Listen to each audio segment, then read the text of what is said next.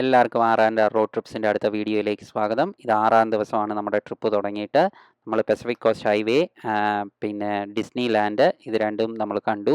ഇനി നമ്മൾ പോകുന്നത് കുറേ ഡെസേർട്ട് അഡാപ്റ്റേഷൻസ് കാണാനാണ്.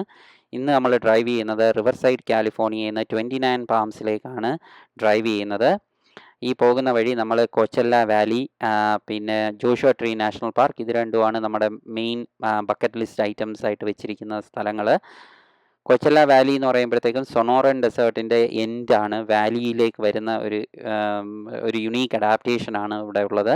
നമ്മൾ നോക്കുമ്പോൾ കാണാം മൊത്തവും ഷ്രബ്സ് ആണ് കൂടുതലും കാണുന്നത്.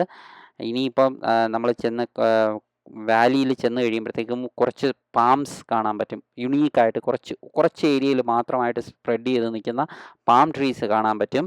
ഇടത്തെ സൈഡിൽ നോക്കിയാൽ കാണാം. പിന്നെ നേരെ കാണുന്നതാണ് ആ പാംസ്, ഞാൻ പറഞ്ഞ palms.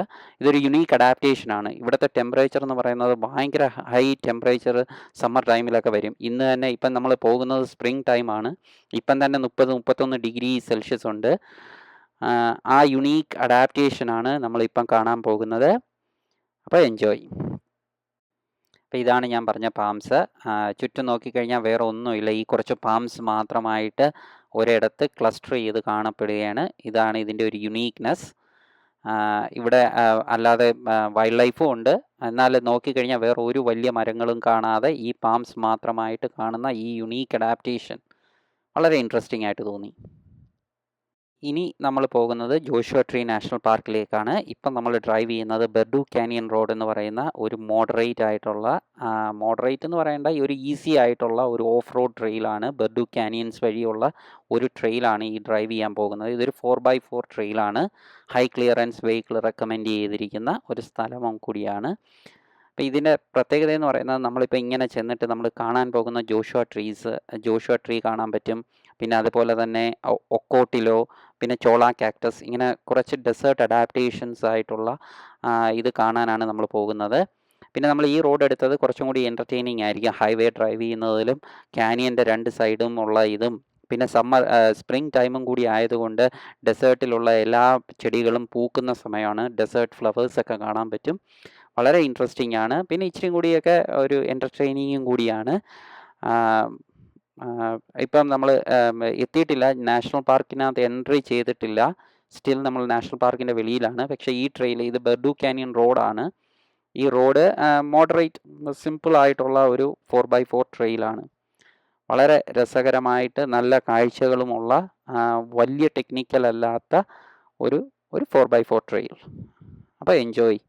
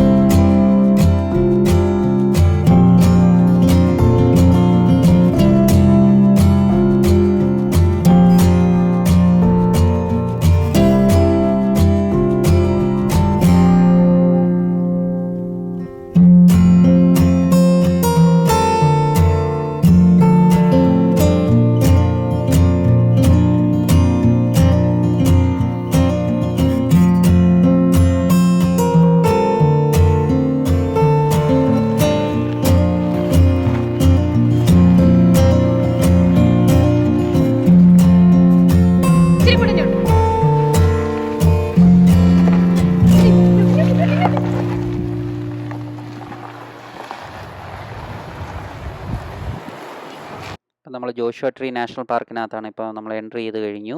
Joshua Tree National park എന്ന് പറയുന്നത് കൊളറാഡോ ഡെസേർട്ടിൻ്റെയും മൊഹാവി ഡെസേർട്ടിൻ്റെയും കൂടി ചേർന്നിട്ടുള്ള ഒരു നാഷണൽ പാർക്കാണ്. ഒരു പ്രൊട്ടക്റ്റഡ് ഏരിയയാണ് ജോഷുവ ട്രീ എന്ന് പറയുന്ന ഏരിയ. പേര് പോലെ തന്നെ ജോഷുവ ട്രീസ് ഉണ്ട് ഇവിടെ. അതുപോലെ തന്നെ ഒക്കോട്ടിലോ എന്ന് പറയുന്ന ഒരു കാക്ടസ് ഉണ്ട്. പിന്നെ ചോള കാക്ടസ് ഉണ്ട്. അങ്ങനെ ഇൻട്രസ്റ്റിംഗ് ആയിട്ടുള്ള കാക്ടൈകളെ പ്രൊട്ടക്റ്റ് ചെയ്തിരിക്കുന്ന ഒരു ഏരിയയാണ് Joshua Tree National park. Joshua tree എന്ന് പറഞ്ഞാൽ മാത്രം പോരാ, ഇവിടെ റോക്ക് ഫോർമേഷനും ഉണ്ട്. യുണീക്കായിട്ടുള്ള റോക്ക് ഫോർമേഷൻസും ഈ നാഷണൽ പാർക്കിൽ കാണാൻ പറ്റും.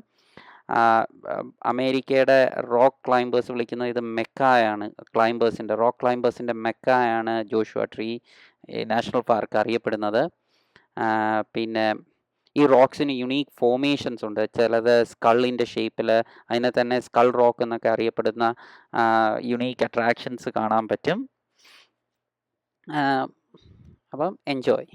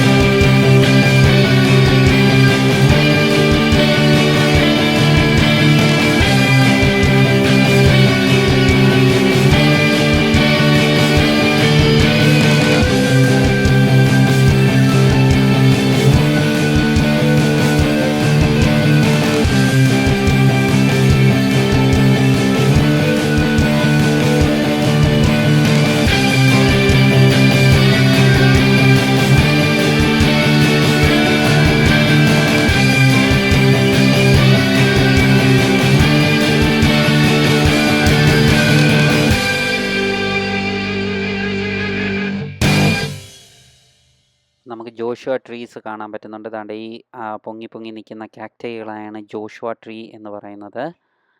നേരെ കാണാം, അതാണ് ജോഷുവ ട്രീസ്. പിന്നെ അതേപോലെ തന്നെ റോക്സ്, ഇതാണ് പലതരം റോക്സ്.